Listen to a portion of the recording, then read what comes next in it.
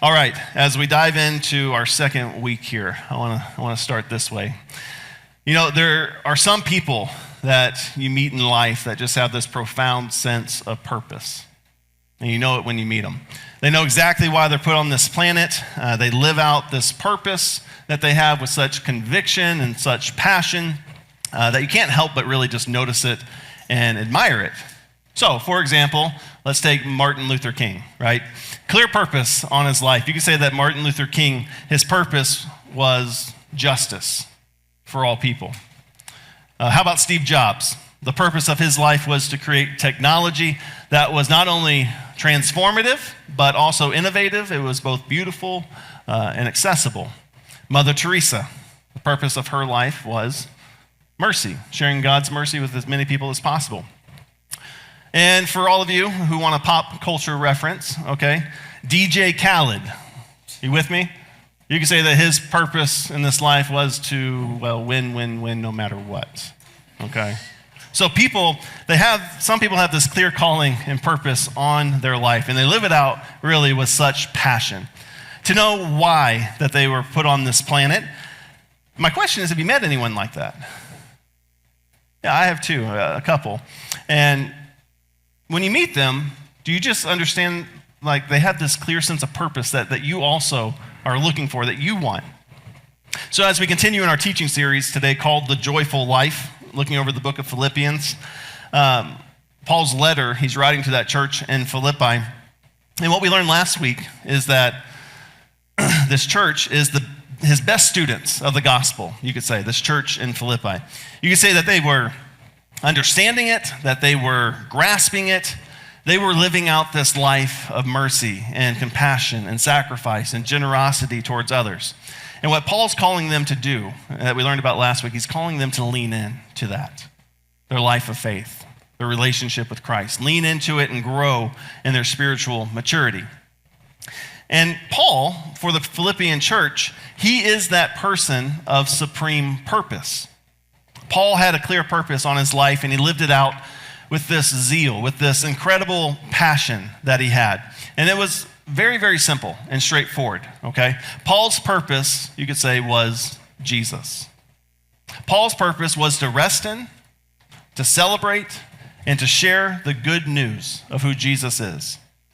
It was to rest in personally, right? To share with everybody and to celebrate at all times this gospel message. And that brings us to our Greek word for the day. If you're here last week, I told you that we're also going back to school in this season of school starting up. We're going back to learn a little bit of Greek here. So this week, our Greek word is euangelion. Okay, can you say that with me? Euangelion. Good job. It's kind of a mouthful, but this word is translated as gospel, and sometimes even translated as good news. Also translated as glad tidings. So when the angels appear over Bethlehem, right, after Jesus is born, they say, we bring you good news, or glad tidings, right? What they're saying is, we bring you euangelion. We bring you gospel. We bring you this good news that's for you and all people.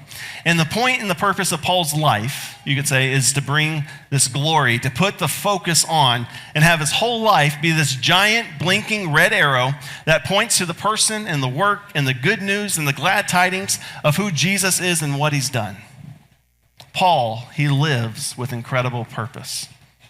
Paul lives with this great purpose for a couple of reasons that we need to explore. Number one, Paul knew that this message is what the world needed. He believed that with everything in him, that the ultimate answer to every problem, the deepest need of every human heart, was to know and to experience the love of God. And that love, it comes to us through Jesus. It wasn't just a head knowledge for Paul. It was very personal to him.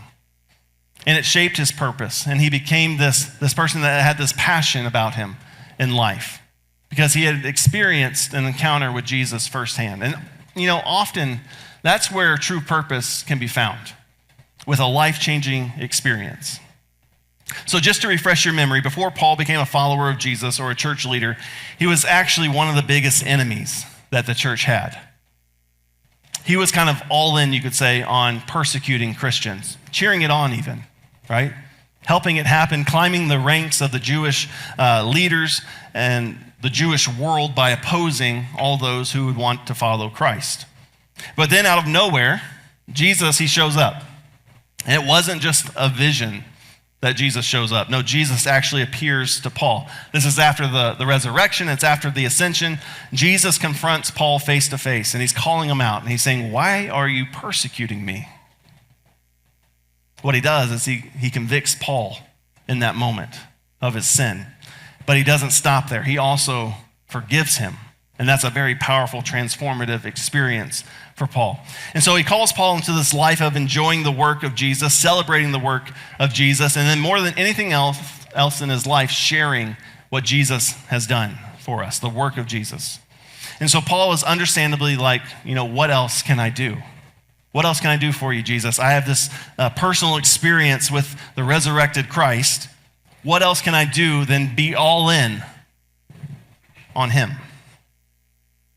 When you look at Paul's life, you see that knowing your purpose with that kind of clarity, it brings a deep sense of peace.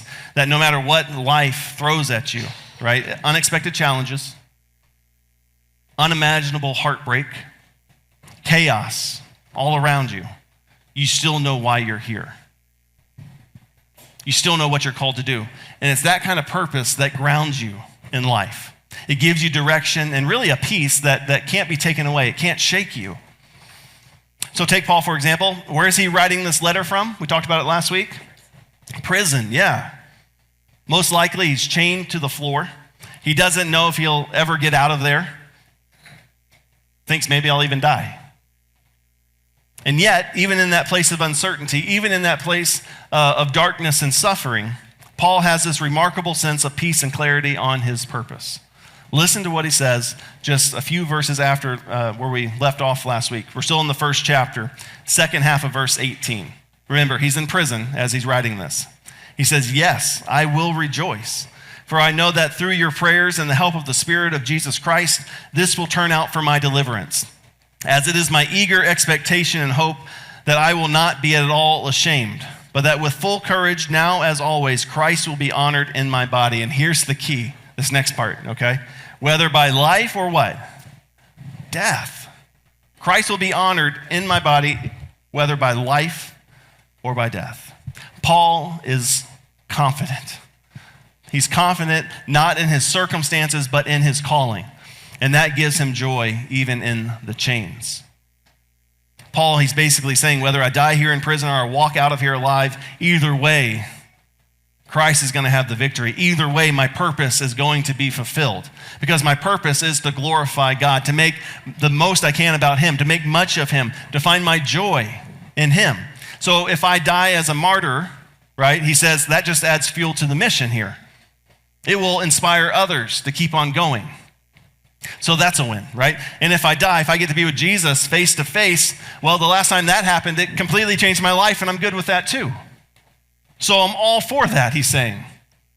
But if I live and I get out of here, that's a win too. Because it means that I keep getting to encourage churches like yours. Keep pointing people to Jesus and keep helping others live for him. Paul is saying, no matter what you throw at me in this life, all I do is win, win, win, no matter what, with God on my side. Paul says, my purpose is to make much of Jesus. And my purpose is going to be lived out no matter what happens to me, because I have a God that's in control of it all. He has this incredible clarity and peace because he knows exactly why he's here. And Paul, he doesn't just share this to talk about himself. What he does is he includes it in his letter because he wants the church in Philippi and for us today to understand something that's so important to him. That this isn't just his purpose. It's all of ours. This is our purpose, our collective purpose as a church, right? If you're a follower of Jesus, then your purpose is also to make much of him, to rest in who he is, to celebrate what he's done for you, to share him with others, and to live a life that puts his goodness on display. You see, it's not just a Paul thing. It's a church thing. It's an us thing. And it's your thing as well, whether you realized it before or not. And it's why Paul, he goes on to say this in verse 27. He says, let your manner of life be worthy of the gospel of Christ. In other words, Paul is saying, you've experienced the same love of God through Jesus that I have. Now let it show through you in the way that you live. Your life has been changed by his mercy and his grace, so live a life that reflects that transformation. And he's saying, whether I get to come see you again or whether I die here in prison, I hope to hear that you're standing strong, that you're united in spirit and purpose, walking side by side for the sake of the gospel, and not afraid, no matter what comes against you, because you know who goes with you. Paul's message is very clear. You've encountered Jesus too, okay? And my expectation and my desire is that whether I get out of here or whether I die, right, that I would get a report from you in Philippi, from you in Cedar Park even. I would get a report that you are living a life that is impacted by the gospel message of Jesus. And if you're striving and working to make the message take root in your own heart and your own lives for people around you for the glory of God, that you are living with this peace and this clarity that comes from knowing your purpose. Because what he also says is that opposition will come. And all of you know that. Opposition is going to come. Life will bring struggles with it. But Paul's saying, just like I found peace and clarity in the middle of it all, my hope and my prayer is that you will as well, because you know your purpose. You know, maybe you've had other ideas about what the purpose of life is or where you find purpose. But if you're here as a baptized follower of Jesus, this is it, what Paul's explaining for us today. Yes, your life can and it should involve many other things, good things, things that God, he blesses us with, okay? Your work, your family, your passions. But ultimately, it falls under one greater purpose, Jesus and what he's done. It's about who he is, how he loves, the grace that he offers to you, the promises that he's made, the mission that he's given into his church, and what he wants to do in you and through you and really for you. Everything else, no matter how important, is secondary. Paul's desire, and mine as well, is that this truth would take root in you, that you would know your purpose. And from that sense of purpose, you could live with this clarity and this peace, that no matter what you're doing in this life, it brings this clarity and purpose. That no matter if you're at school learning, no matter if you're in the band and you're marching, no matter if you're on the stage and theater and you're performing, no matter if you're playing sports, no matter if you're at your job, if you're a stay-at-home mom, if you're in the retired season of life, you see that God's working through it all, and it's sacred because of who you put your focus on and how he can shape your life, how he can work through you in this life to let your light shine, the light that he's put inside of you, that Jesus Christ would be seen in you.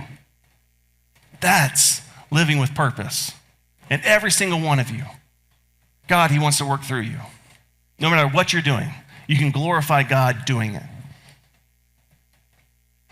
You know, one reason that Paul feels the need to remind the church of their purpose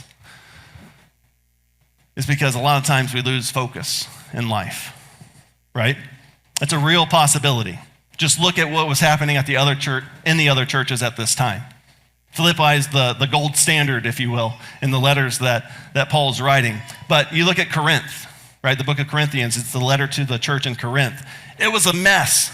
We're talking like Hallmark Lifetime movie drama mess, right? Rome, book of Romans, church in Rome had its own issues. Galatia was caught up in false teachings, confused about the gospel.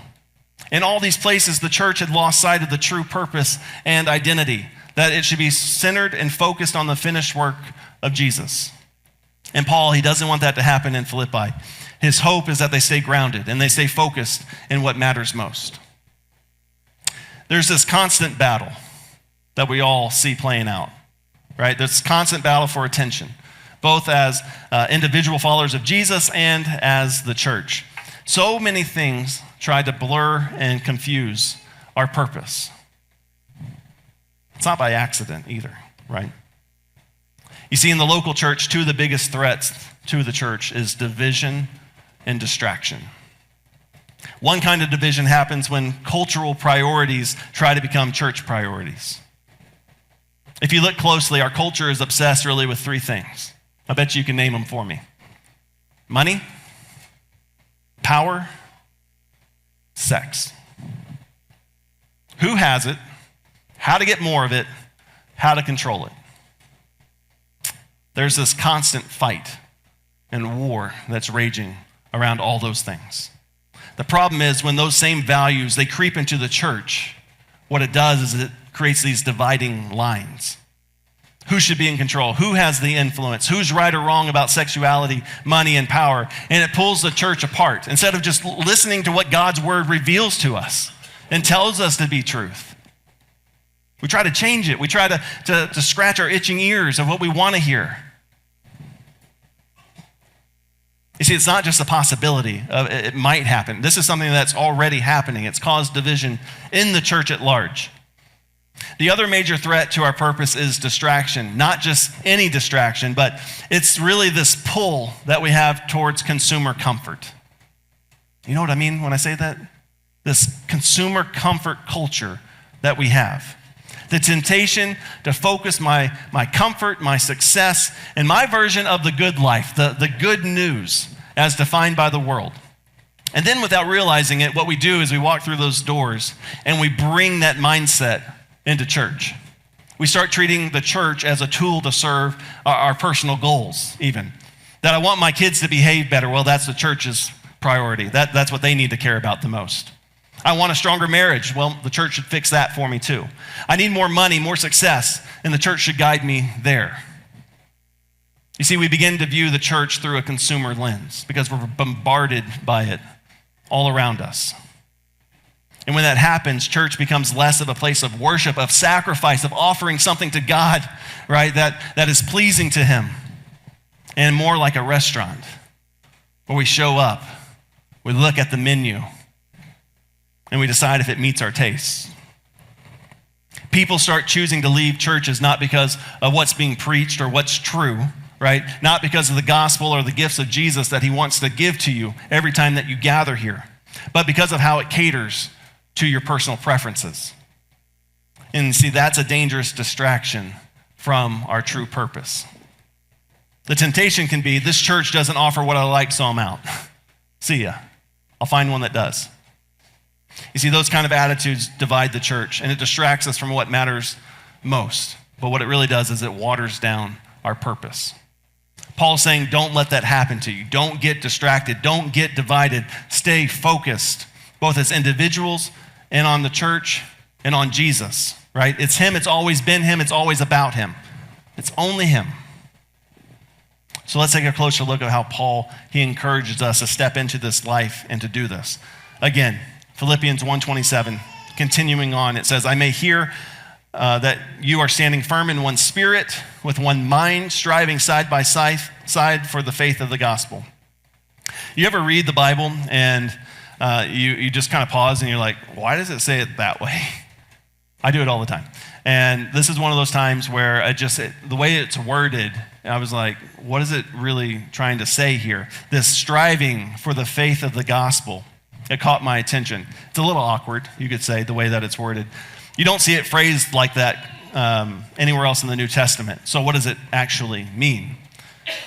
Well, I believe that Paul, what he's saying here is that both individually and as a church, we're called to work, to pray, to wrestle with this goodness of God, right? The gospel, as it takes root deeper in us and among us and through us. That it means that growing in dependence on Jesus, helping more people come to know Him, seeking His work to expand in every part of our life, because that's what matters most. Now, on a personal level, striving for faith of the gospel, it looks like this. It looks like your heart. It looks like your home. And it looks like your neighborhood, your inner life, your people, your community. That's what striving in the faith of the gospel looks like. That I want to see Jesus. I want to see the faith that I have in Him grow in my own heart. To understand it more deeply, to see the world through it more clearly as well, to value it more fully. And that's the starting point, to know Him, right? Then we always say to make Him known as well. It doesn't stop just at knowing Jesus. I want to see faith take root in my people, right? The people I have and my closest friends at home, and my kids as well, my husband, my wife, the ones that God's placed in my life. If they don't know Jesus, I want to pray for them. I want to invite them. I want to live a life that it shows them what faith does and how it's active. If they're in my inner circle, I want the gospel to be so present around them that it's almost impossible for them to miss. And then beyond that, to my neighbors and my coworkers, and really our broader community as well. Because striving for the faith of the gospel means wanting it to grow in every place that God has blessed us to be, in every vocation that He's put you in as well.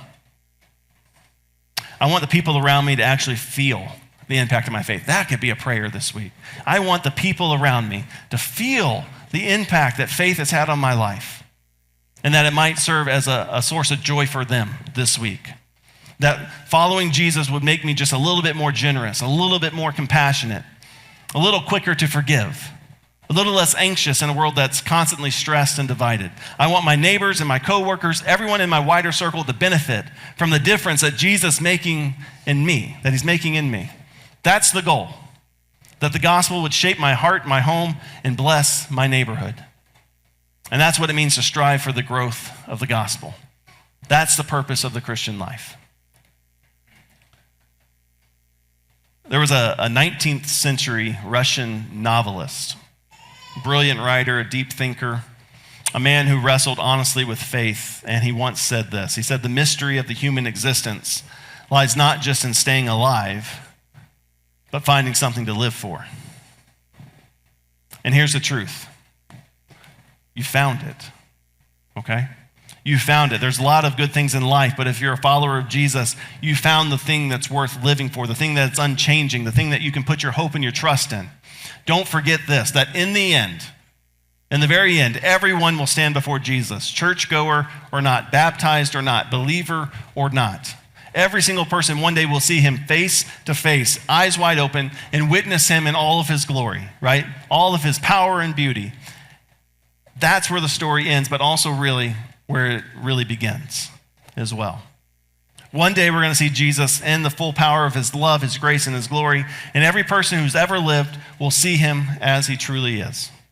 And when that moment comes, I imagine we're going to be overwhelmed, completely blown away, and we'll say, wow, He really is that amazing. He really is that loving. And it really is all about Him as well. Everything will become crystal clear for us. It's all from Him, through Him, for Him, and to Him. But here's the thing. If you're a baptized follower of Jesus, you've already seen it. You've already seen it, and what you get to do is you get to bring this little slice of heaven, this bright light of the gospel and the faith that's put inside of your heart, that God's put there. You get to bring that into the here and now by the way that you live your life and take Christ with you wherever you go. That's the gift. That's the secret. You already know it's all about Him. And now you get to live every part of your life with your people, your community, keeping that truth at the center of it all, in your heart and in your mind. That's the something worth living for. The things that makes everything else just fade in comparison. In the second half of Philippians 1, Paul's saying, I know that you already know that, but what I need you to do now is lean into it. I need you to pay attention to it. But let me be real. When I say this, when I talk about our purpose being to grow in faith, to share it, right, and to let others feel the impact of it, some of you might immediately feel this sense of guilt. I get it. I felt it as well. You might be thinking, well, if that's the point of life, then Pastor, I've totally blown it. I failed at the one thing that I was supposed to do. Thanks for reminding me this morning, right? But hear me. We all fall short in this. We all fall short of the glory of God, as the book of Romans tells us. All of us. We miss opportunities every single day. We get distracted. We forget.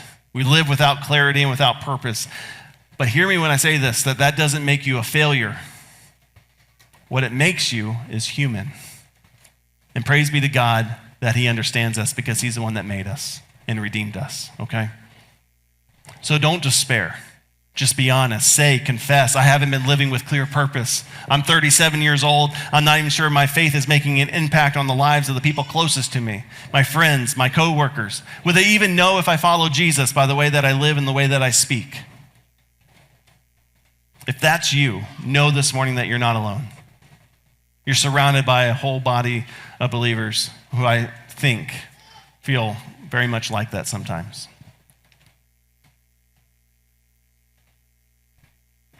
Here's the good news, the glad tidings, the euangelion, if I can, today.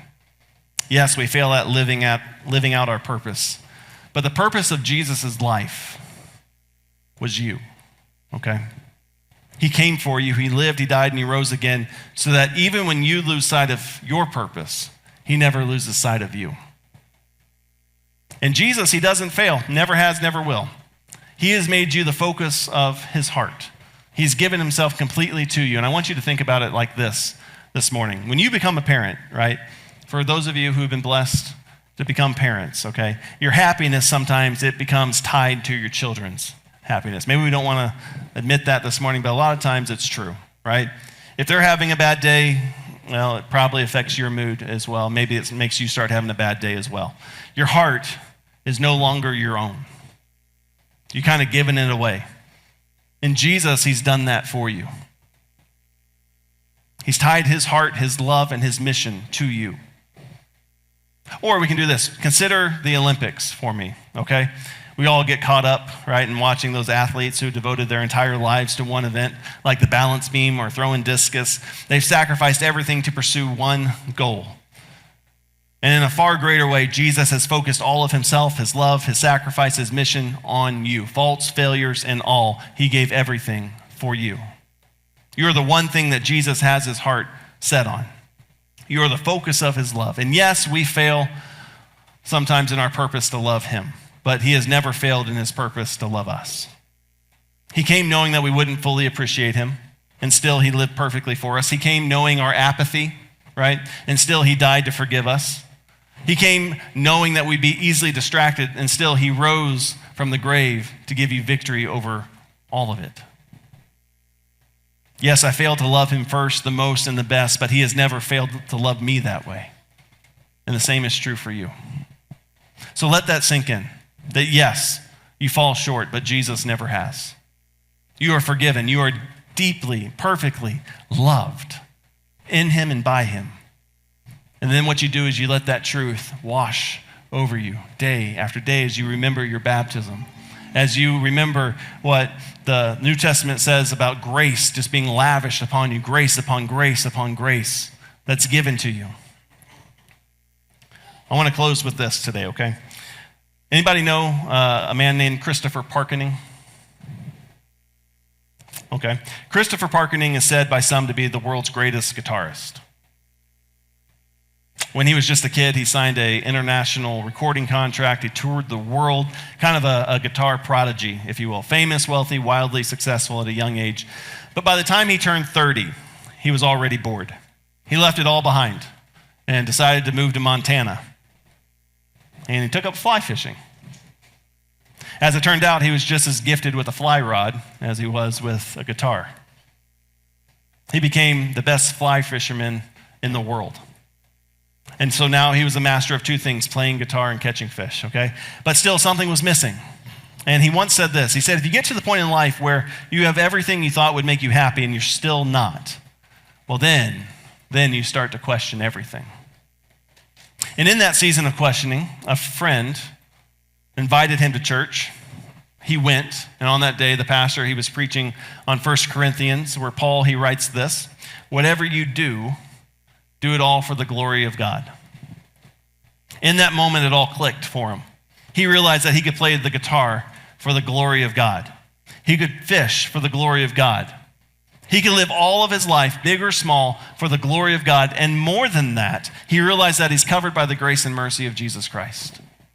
That was a turning point for him. It wasn't that he gained something new, but that he finally saw what he'd been missing all along. Purpose, peace, grace, Jesus. He had success, he had talent, but until that moment, he didn't know the why behind it all. You see, you can have everything this world says that you should chase after and still feel like you're missing everything. But if you have Jesus, if your life is lived for him, lived in him, and lived through him, then even the simplest parts of life can become sacred. That's the secret. That's where you find joy. And that's the purpose, to live your life to the glory of God, covered in the mercy of Christ, and to know that in him you already have everything. And then guess what? Once you know that in him you already have everything, you're able to go out and you get to share this goodness of God that you've experienced and watch as he works through you to make this kind of impact in the ones that you love and the ones that he's placing in your life. In Jesus' name, amen.